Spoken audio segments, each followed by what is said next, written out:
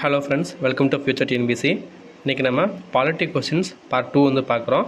So first question பார்த்திங்க அப்படின்னா, பின்வரும் கூற்றுக்கு உரிய விடையை தேர்வு செய்க அப்படின்னு கொடுத்துருக்காங்க. ஸோ இந்த கொஸ்டின் பார்த்திங்க அப்படின்னா, அவசரமான மற்றும் முக்கியத்துவம் வாய்ந்த பொது பிரச்சனையில் அவையின் கவனத்தை ஈர்ப்பதற்காகவும் பிரச்சனையின் மீது விவாதம் நடத்த கொண்டு வருவது அப்படிங்கிற ஸ்டேட்மெண்ட்டு.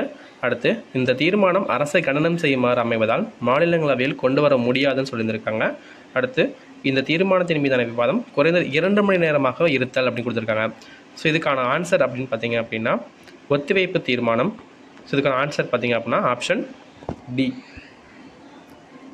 ஒத்திவைப்பு தீர்மானம் தான் அப்படி கொண்டு வருவாங்க. அடுத்த கொஸ்டின், எந்த விதியின்படி பாராளுமன்றம் மாநிலங்களுக்கு நிதியுதவி அளிக்கும் அதிகாரம் பெற்றுள்ளது அப்படின்னு கேட்டிருக்காங்க.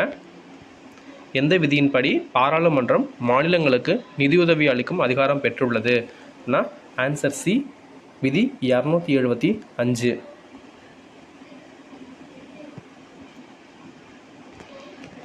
அடுத்த கொஸ்டின், கீழ்கண்டவற்றில் எது அறிவுறுத்தல் கருவி என அழைக்கப்படுகிறதுன்னு கேட்டிருக்காங்க. அது அரசியலமைப்பில் எது அறிவுறுத்தல் கருவி அப்படின்னு சொல்கிறாங்கன்னு சொல்லி கேட்டிருந்திருக்காங்க. ஸோ இதுக்கான ஆன்சர் பார்த்தீங்க அப்படின்னா ஆப்ஷன் டி, அரசின் வழிகாட்டு நெறிகள். இதுதான் அரசுக்கு வழிகாட்டுதல் சொல்லக்கூடிய ஆர்டிகல்ஸ் பெற்றிருந்திருக்கு. அதனால் அது அரசின் வழிகாட்டு நெறிமுறைகள் அப்படின்னு அழைக்கப்படுது. இதுதான் அறிவுறுத்தல் கருவின்னு சொல்லுவாங்க. அடுத்த கொஸ்டின், லோக்பால் குறித்து சரியானதை தேர்வு செய்கன்னு கேட்டிருக்காங்க. ஸோ லோக்பால் குறித்து சரியானதை தேர்வு செய்க. லோக்பால் அப்படின்ற வார்த்தை அறிவித்தவர் யார் அப்படின்னா எல்லங் சிங்வி தான்.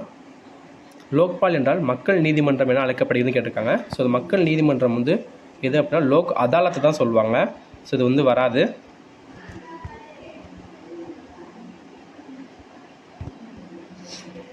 இந்த அமைப்பை பரிந்துரை செய்தவர் யார் அப்படின்னா மொரார்ஜி தேசாய். ஸோ இது சரிதான். 2014 ஜனவரி 1 குடியரசுத் தலைவர் ஒப்புதல் பெற்றது. இந்த லோக்பால் ஒப்புதல் பெற்றது கொடுத்துருக்காங்க. இதுவும் சரியான ஸ்டேட்மெண்ட் தான். ஸோ இதுக்கான ஆன்சர் பார்த்தீங்க அப்படின்னா ஆப்ஷன் சி, 1, 3, 4.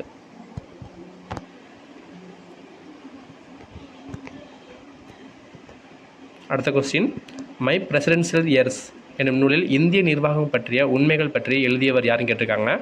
ஸோ ரொம்ப ஒரு முக்கியமான கேள்வி தான் அது. மை பிரசிடென்சியல் இயர்ஸ் இந்த நூலை எழுதினவர் யார் அப்படின்னா ஆப்ஷன் பி, வெங்கட்ராமன் எழுதியிருந்திருப்பார். ஸோ இவர் 1987 1992 வரைக்கும் குடியரசுத் தலைவராக இருந்திருப்பார்.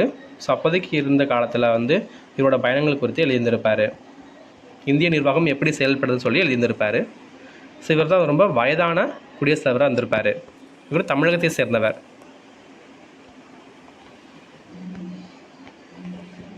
அடுத்த கொஸ்டின், ஹிகோடோ ஹோலோ வழக்கு எதுடன் தொடர்புடையதுன்னு கேட்டிருக்காங்க. ஹிகோடோ ஹோலோ வழக்கு அப்படின்னா ஸோ ஆப்ஷன் ஏ, கட்சித்தாவல் தொடர்புடையது. இது 1985 நடந்திருக்கும் இந்த வழக்கு. ஸோ கட்சி தாவலமே 85 கொண்டு வரப்பட்டதான்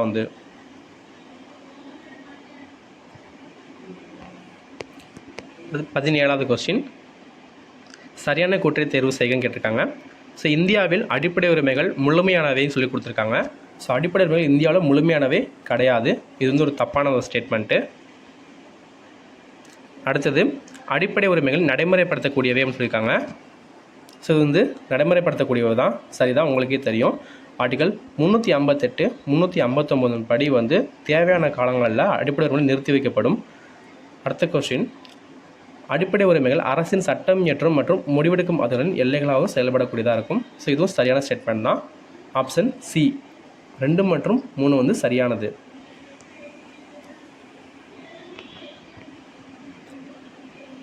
பதினெட்டாவது கொஸ்டின், பட்ஜெட் விவாதத்தில் அதிகம் பயன்படுத்தப்படுவது எதுன்னு கேட்டிருக்காங்க. பட்ஜெட் விவாதத்தில் அதிகம் பயன்படுத்தப்படுவது கில்லட்டின். Option B.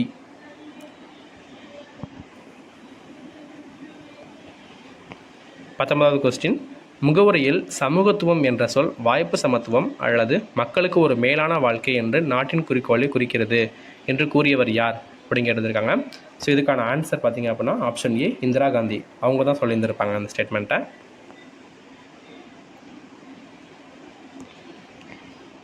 அடுத்த கொஸ்டின், செழுமை அடுக்கினர் என்னும் கருத்தானது முதலில் அறிமுகப்படுத்தப்பட்ட வழக்கு எதுன்னு கேட்டிருக்காங்க. இந்த செழுமை அடுக்கினர் இந்த கருத்து முதல்ல வந்து இந்திரா சகானி வழக்கில் வந்து நடைபெற்றிருக்கும். Option B.